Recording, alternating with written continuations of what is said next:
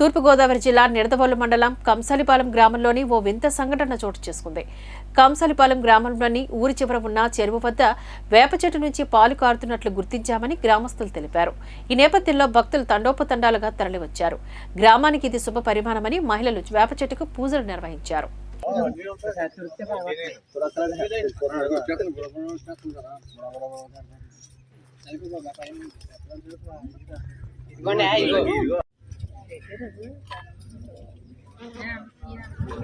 Sir తొడమంటారా ఒకసారి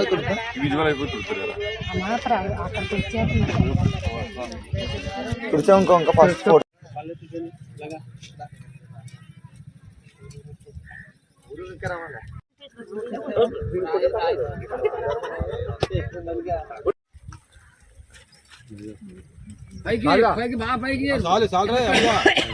చెబుతున్నాయండి అక్కడ రావి చెట్టు కూడా వేప చెట్టు విగ్రహాలు కూడా తీగ ఉన్నాయండి. వేప చెట్టు చచ్చిపోయింది అనుకుంటా.